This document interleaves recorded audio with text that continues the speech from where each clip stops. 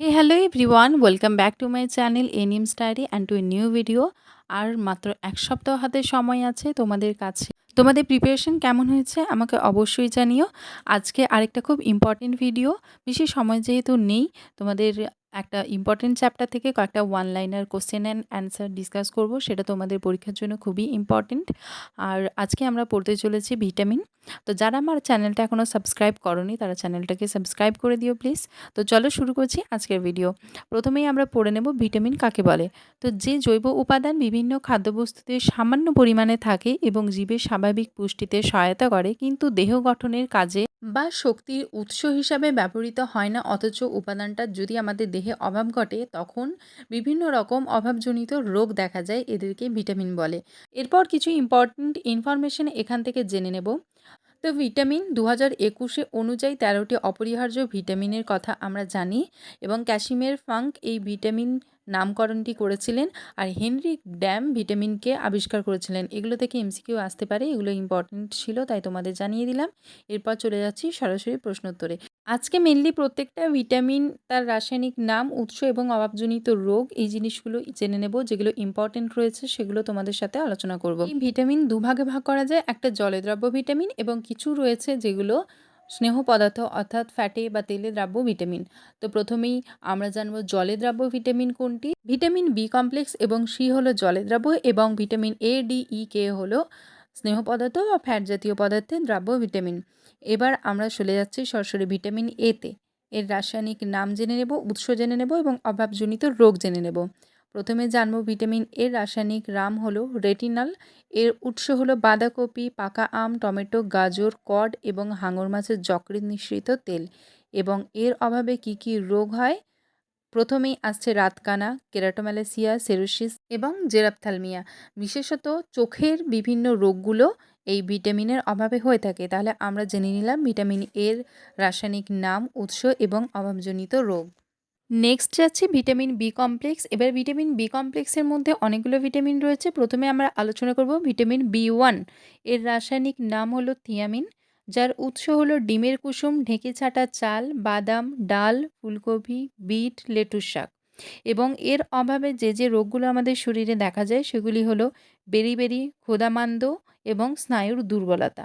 এরপর চলে যাচ্ছি ভিটামিন 2, যার রাসায়নিক নাম রাইবোফ্ল্যাভিন এবং এর উৎস হলো যকৃৎ, বৃক্ক, ডিমের সাদা অংশ, ইস্ট, নোটে শাক, অঙ্কুরিত গম, কলমি শাক, পালং শাক ইত্যাদি।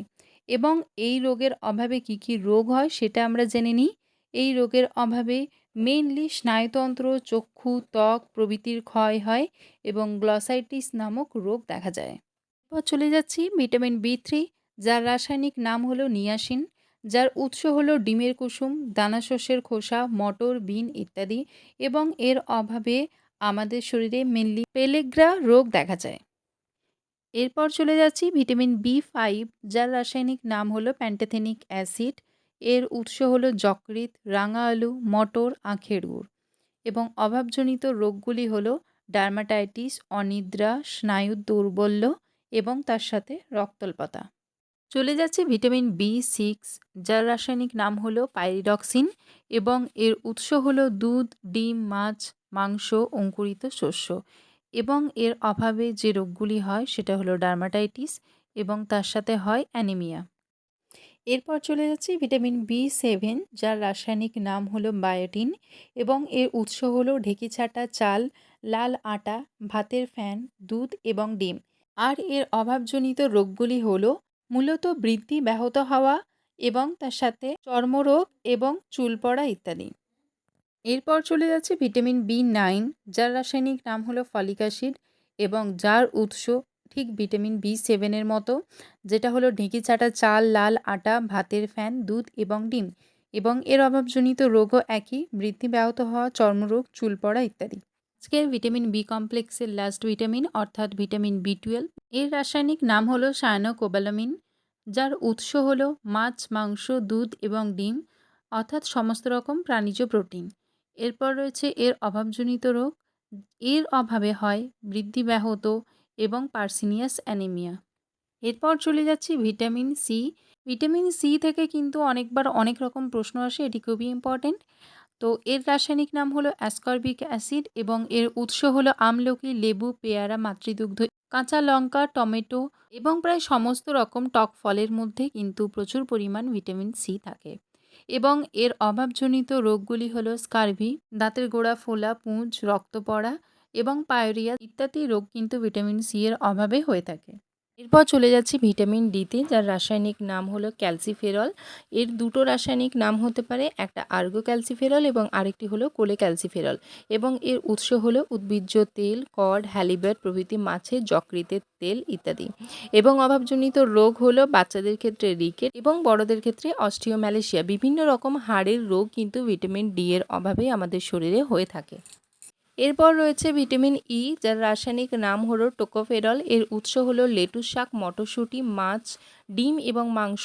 এবং এর অভাবে আমাদের শরীরে বন্ধ্যাত্ব, বিভিন্ন পেশি এবং জননাঙ্গের বৃদ্ধি ব্যাহত হয়।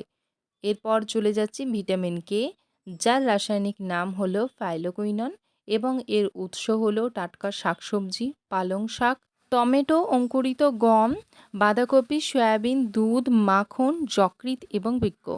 এবং ভিটামিন ই এর অভাবে আমাদের শরীরে হাইপোথ্রম্বেনিমিয়া, রক্তক্ষরণ বা হেমারেজ ইত্যাদি হয়ে থাকে। আজকে আমরা সবকটি ইম্পর্টেন্ট ভিটামিন, তার উৎস, রাসায়নিক নাম এবং অভাবজনিত রোগ সম্বন্ধে জেনে নিলাম।